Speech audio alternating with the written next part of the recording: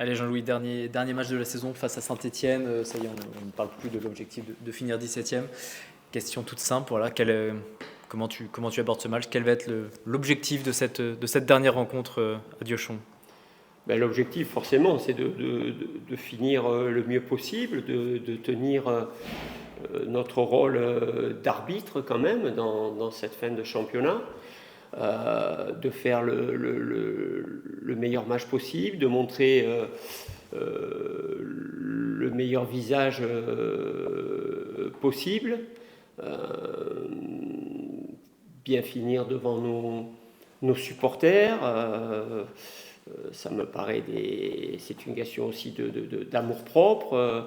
C'est talonné encore contre une des meilleures équipes du championnat. Donc voilà, il y a tout un tas de raisons qui font que l'on doit se montrer compétitif et performant contre cette équipe de Saint-Étienne. Voilà, on n'a pas envie de conclure cette saison par... on reste sur 2 défaites consécutives qui nous restent en travers de la gorge. Bien sûr que le match de Dunkerque nous a fait extrêmement mal. On perd un match encore à Valenciennes où toutes les données nous sont favorables, où on n'est pas efficace, où sur nos quelques temps faibles on est sanctionné, donc à l'image de notre saison. Donc voilà, je pense que c'était aussi une digestion lente de la défaite de Dunkerque. Maintenant, voilà, il y a ce dernier match à jouer dans un stade Diochon qui va être bien rempli, avec une majorité de supporters stéphanois, mais bien rempli quand même. C'est des matchs très intéressants à jouer. Les joueurs ont tout intérêt à se montrer, que ce soit ceux qui sont dans le projet, ceux qui seront dans un autre projet. Tout le monde a intérêt à montrer la meilleure version de soi-même. Quitte à gâcher le plaisir des Stéphanois, hein, qui peuvent décrocher la montée en Par Ligue 1. contre, ça ne fait pas partie de nos réflexions. Nous, on est là pour jouer un match de compétition, de Ligue 2, de niveau professionnel. Les Stéphanois n'ont pas à attendre quoi que ce soit de nous. Eux, ils ont à faire leur boulot, qui est de battre le 19e de ce championnat pour se donner l'espoir encore de finir second. Après, moi, les autres considérations ne me traversent pas l'esprit. Il est évident qu'on sait que les Stéphanois vont être là pour gagner, mais ils savent très bien qu'ils vont jouer une équipe qui n'a plus rien à jouer, qui n'a absolument rien à perdre sur ce match et qui va essayer de faire son match, point final. Surtout toi, on connaît ton attachement au SCO aussi, au SCO Angers. Et pareil, est-ce que c'est une raison de plus Non, de penser non, que pas, vous allez non, jouer pas le du coup tout. à fond? Pas du tout, pas du tout. Le SCO, il y a très très longtemps que j'ai quitté le SCO. Non, non, non, non, ça n'a rien à voir avec ça. C'est tout simplement que je l'avais dit précédemment. Hein. Moi, j'ai pu me trouver dans des situations de dernier match où je jouais, j'avais des objectifs importants. Je me rappelle le match de la montée, le dernier match de la saison avec 3, où on joue à Sochaux, on a besoin de gagner pour finir dans les 2 premiers et monter, et on est mené 2-0 à la mi-temps à Sochaux, contre un Sochaux qui est très belliqueux, qui joue vraiment pour nous battre, et c'est normal quoi.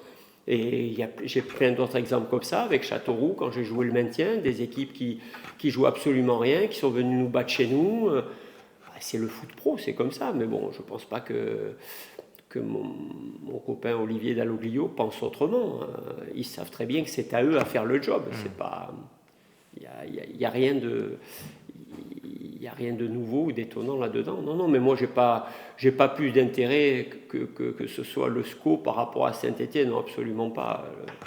Le SCO, ça fait partie de mon histoire maintenant qui est loin derrière moi. Là aujourd'hui, je suis juste entraîneur de QRM. Et j'ai envie que mon équipe fasse un très bon match contre un très bel adversaire pour laisser quand même, dans une saison qui est très difficile pour le club et pour nos supporters, de laisser quand même une image positive de l'équipe. Un adversaire quand même particulier, parce que Saint-Étienne en Ligue 2, c'est une anomalie. Voilà, Saint-Étienne, c'est un club historique qui parle à tous et qui doit d'autant plus te parler à toi, voilà, qui a connu oui, tous oui, les... moi c'est 76, l'épopée des Verts, j'étais en plein dans... Voilà, j'ai commencé à m'intéresser au football. Moi, j'ai eu l'immense privilège de jouer à côté de Patrick Révelli lors de mes débuts en professionnel à l'AS Cannes. Non, ça parle. Saint-Étienne, c'est un des clubs les plus populaires en France. Donc, c'est vrai que c'est une anomalie, comme les Girondins de Bordeaux ou le FC Nantes à une époque, que des clubs comme ça se trouvent en Ligue 2. Mais je sais que tôt ou tard, ils vont retrouver l'élite avec un public extraordinaire. Je crois qu'ils ont multiplié les guichets fermés cette année. Voilà, ouais, c'est un très très très grand club et qui mérite d'être à l'étage au-dessus. Mais voilà, ils ont les clés, hein, que ce soit par la montée directe en fonction de la journée demain ou sinon par l'intermédiaire des barrages ensuite. La semaine dernière, je t'avais un petit peu interrogé sur la logique de rotation éventuelle de ton équipe. Tu disais que tu étais un petit peu piégé parce qu'il faut penser un peu à l'avenir, mais il y avait cette 17e place qui faisait que tu ne pouvais pas non plus amoindrir l'équipe, comme tu le disais. Est-ce que là, la logique est un petit peu différente dans la mesure où il n'y a plus de 17e place à... Non, la logique, ma logique à moi, elle est toujours d'essayer d'aligner une équipe compétitive par rapport à ce que je vois les dernières semaines, la forme des uns et des autres, la conviction que peuvent mettre les gens dans les séances d'entraînement qui peuvent être un peu difficiles parce qu'il y a de l'usure, hein. Il est temps que ça se termine quand même, hein. Quand tu vis une saison comme ça, c'est compliqué. Et malgré ça, il y a quand même une grande majorité de mes joueurs qui restent concernés, investis. Donc c'est un des premiers critères.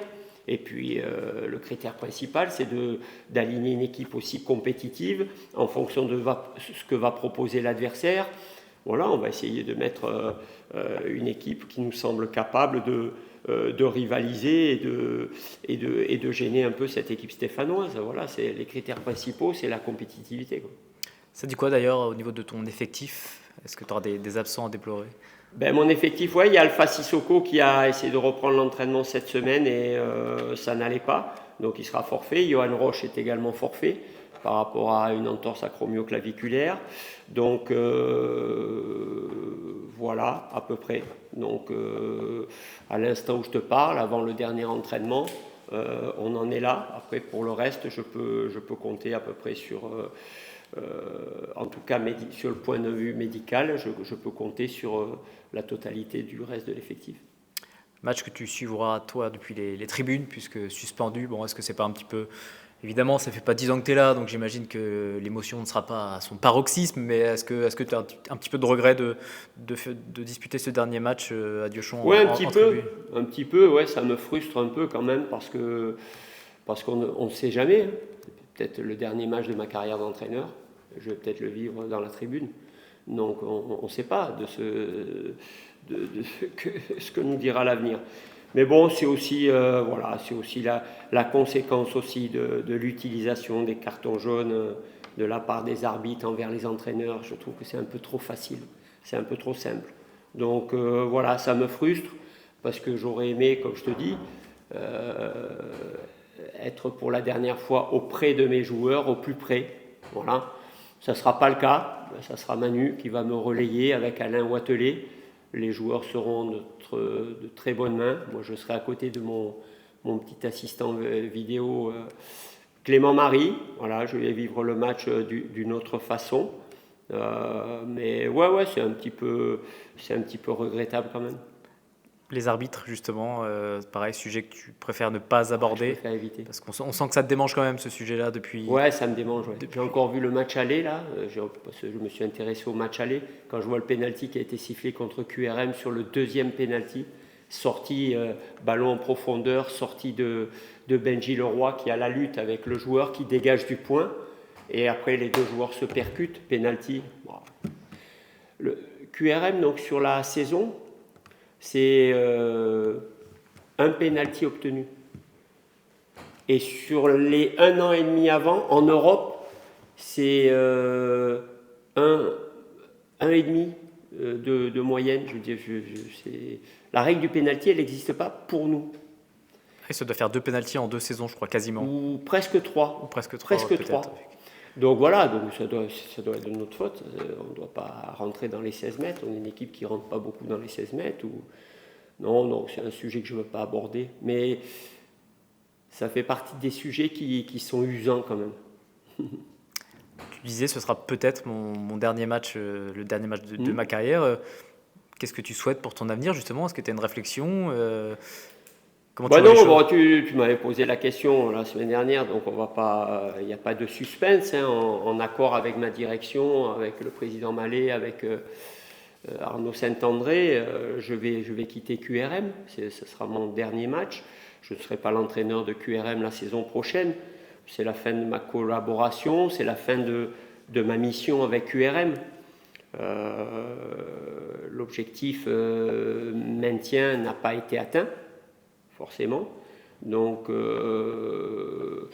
ne peux pas avoir la conscience pleinement tranquille, puisqu'on n'a pas réussi à atteindre l'objectif, même si j'ai donné avec mon staff plus que le maximum pour essayer d'atteindre cet objectif. Mais je n'ai pas l'énergie nécessaire et indispensable pour être au centre du projet de reconstruction de l'équipe, du groupe, pour l'année prochaine. Donc c'est pour ça que j'ai souhaité échanger à ce sujet avec mes dirigeants et qui ont forcément accédé à ma demande. Donc voilà, donc ça c'est comme ça. Et je pense sincèrement que je voudrais passer à autre chose. C'est-à-dire? Ben, je pense que je vais arrêter ma carrière d'entraîneur. Je pense que j'ai d'autres centres d'intérêt. Le football m'a beaucoup donné, je lui ai beaucoup donné aussi, j'espère. Et puis j'ai ma famille, j'ai 62 ans aujourd'hui bientôt, j'ai ma famille, j'ai d'autres centres d'intérêt, j'ai des amis, j'ai des enfants, des petits-enfants. Voilà, je veux jouer au golf, je joue au paddle, je veux aller voir des matchs de rugby aussi, pas que de foot. Il y a d'autres choses d'intérêt, je pense que c'est très coûteux, tout le monde le dit, il y a plein de podcasts maintenant sur des entraîneurs qui racontent comment ce métier est difficile. Je me suis rendu compte quand même que ces 4 mois m'ont beaucoup coûté au niveau de l'énergie physique et mentale. Et je vais encore profiter de ce qui me reste à vivre pendant que je suis bien. Voilà. Donc je pense sincèrement que demain sera le dernier match de ma carrière. Tu vas pouvoir retourner voir l'UBB, si j'ai bien compris. Tout à fait, entre autres. Un petit mot sur QRM justement, ce club que tu ne connaissais pas forcément beaucoup avant de venir ici. Est-ce que c'est un club qui selon toi a les moyens de rebondir, de retrouver la Ligue 2 Alors, on sait qu'il y a, je ne vais pas le dire à vous, vous connaissez le sujet beaucoup mieux que moi, il y a un contexte local qui est particulier, hein. Mais le club est solide. Le club est solide parce qu'il est bien géré. Il est géré par des personnes solides sur tous les aspects, compétentes, qui ont des idées, qui ont pas la folie des grandeurs. Et je suis persuadé que le club va rebondir. J'en suis vraiment convaincu. Après, il faut de la patience. Mais je crois que ça fait partie des qualités de ces dirigeants-là, qui ont accepté le verdict de cette saison-là, en essayant de faire le bilan aussi de ce qui a manqué, de ce qui n'a pas été, avec beaucoup de lucidité et de simplicité. Et c'est ce qui me laisse penser qu'ils vont y arriver. Voilà, qu'ils vont y arriver. Alors, dans quel laps de temps, je ne sais pas, mais tant qu'ils seront là, tant qu'ils avanceront avec ces valeurs, avec cette sérénité, voilà. Il y a beaucoup de sérénité au niveau des dirigeants du club. Je reste persuadé qu'on parlera encore de QRM. Donc voilà. Après, c'est sûr que comme je dis, le contexte, pas cette rivalité, mais comment on dit quand on doit être côte à côte. Si, il y a une certaine rivalité, oui. Oui, mais au-delà de la rivalité, c'est aussi le fait de partager les installations avec le FC Rouen, c'est pas évident. La cohabitation, oui. Hein ? La cohabitation. Oui, merci. Cette cohabitation au niveau des structures, tout ça, c'est pas simple. Et c'est peut-être ça qui peut freiner un petit peu comment dirais-je, le projet du club, mais sinon, moi, j'ai pas d'inquiétude. Hein. Et puis voilà, le bilan va être fait de cette saison. Moi, je l'ai déjà fait avec eux. On a beaucoup échangé.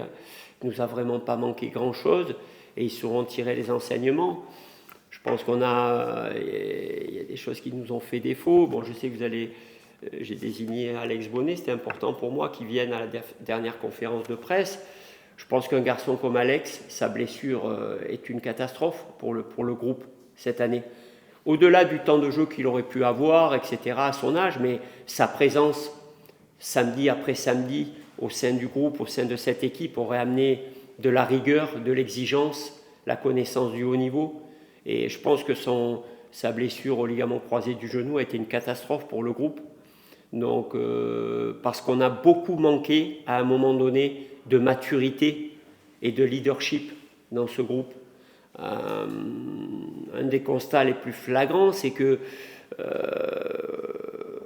les scénarios de match assez extraordinaires se sont répétés. On n'a jamais été battu par plus d'un but d'écart. On a énormément été sanctionné sur les temps faibles de nos matchs. Encore une fois à Valenciennes, on a le match en main complètement. Premier tir, cadré, but. Deuxième tir, dévié, but. Je dis waouh, c'est assez extraordinaire. Mais voilà, on a été sanctionné sur nos temps faibles. Et par contre, sur nos temps forts, on n'a peut-être pas été toujours super efficace, super réaliste. Et encore une fois sur ce match, où en deuxième mi-temps, l'homme du match est Louché, mais peut-être parce que nous aussi, on n'a pas été assez juste devant le but. Donc, voilà, tout ce bilan, toutes ces constatations, le club va les faire et va en tirer profit pour être encore meilleur à l'avenir. C'est ce que je pense et c'est ce que je souhaite, quoi, en tout cas. Là, ça a été une saison très compliquée, ça a été une année très compliquée aussi, donc je l'aborde avec beaucoup de plaisir. Je suis dans mes objectifs, c'est-à-dire que quand je me suis blessé, j'avais cet objectif de pouvoir retrouver mes coéquipiers sur le terrain avant la fin de saison et de postuler à quelques groupes et à retrouver la compétition. Donc déjà, je suis très fier de ça parce que ça a été quand même très compliqué, avec beaucoup d'efforts, beaucoup de sacrifices. Donc déjà, je suis fier de ça. Je suis content d'avoir retrouvé mes partenaires. Ça m'a fait un bien fou de retrouver les séances d'entraînement, de rejouer, de retoucher le ballon, de prendre du plaisir. Donc voilà, ça m'a fait beaucoup de bien. Donc voilà, avec du plaisir, il y a pas d'enjeu. Maintenant, j'espère pouvoir refouler cette pelouse. Et puis, c'était aussi un objectif, c'est de ne pas terminer en tout cas ma carrière là-dessus. Donc c'était très important pour moi de cravacher, de rien lâcher pour justement être là aujourd'hui et être présent demain. C'est pas frustrant de revenir justement alors qu'il n'y a plus d'enjeu, sachant qu'en plus tu seras certainement pas titulaire demain parce que là tu en manques de rythme et tu sais pas forcément à quoi t'attendre. Est-ce que c'est pas un peu frustrant de revenir dans ce contexte-là? Si, bien sûr que c'est frustrant parce que déjà j'ai subi un petit peu cette saison en étant un petit peu impuissant, en étant parfois spectateur un petit peu des résultats et de cette saison. Donc déjà ça c'est difficile. Maintenant le fait qu'il n'y ait plus rien à jouer, malheureusement on n'a pas le choix. Donc il faut prendre le positif. Demain ça reste une affiche superbe, je pense, pour les joueurs, pour les jeunes joueurs, pour les supporters, pour les gens qui seront là aussi en masse. Donc ça c'est un moment important malgré tout de notre saison. Donc faut le prendre avec le maximum de positif possible, essayer de sortir la tête haute de championnat, de se quitter avec de belles émotions aussi parce que l'effectif a malgré tout s'éclaté un peu pour la saison prochaine. Donc faut essayer de tirer le positif de cette saison et puis demain on a l'opportunité de sortir par la grande porte. L'odeur du vestiaire, l'adrénaline des matchs, est-ce que ça a été un manque ça, que tu as réellement ressenti pendant ta rééducation? Ouais, ça a été vraiment un manque. Après, vraiment, c'est le terrain qui m'a manqué le plus, mais le vestiaire, forcément, même si occasionnellement j'étais quand même là. Mais après, c'est la compète, hein, c'est le terrain, c'est les stades, c'est le goût justement de ces matchs enjeu aussi. Donc ça, c'est sûr que de retrouver ça, là, c'est la semaine passée déjà, c'était vraiment très important pour moi et ça m'a fait du bien. Est-ce qu'on voit les choses différemment? J'imagine que là, tu as regardé la plupart des matchs devant ta télé le samedi soir en tant que spectateur et non plus acteur.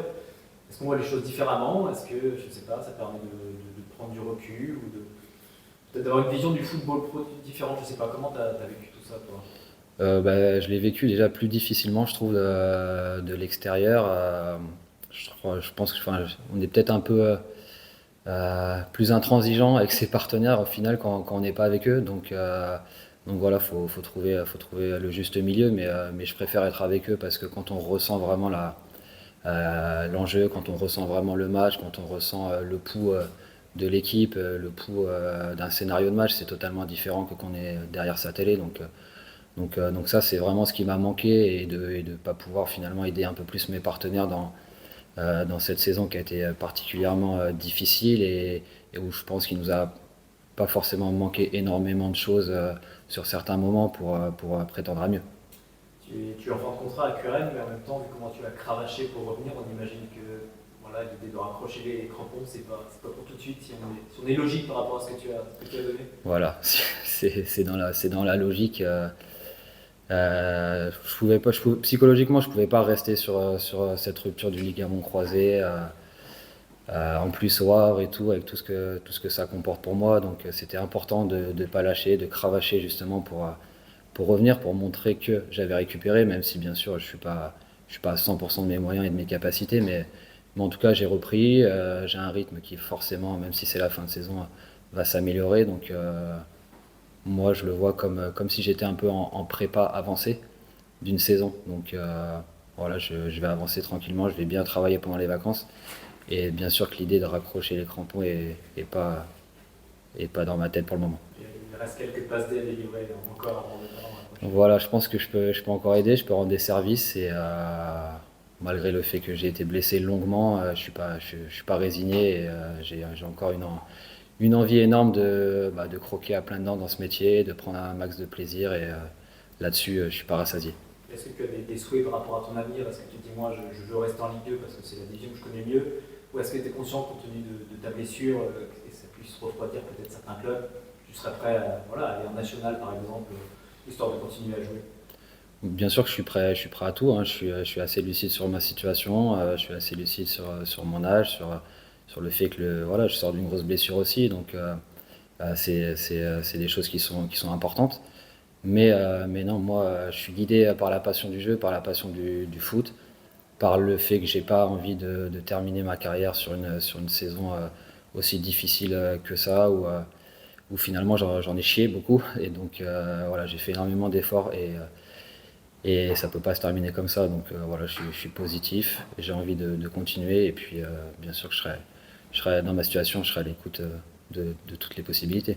On peut imaginer que tu poursuives l'aventure ici, à QRM, ou c'est plutôt une éventualité qu'il faut oublier? Non, bien sûr que ça pourrait être de mon côté une éventualité.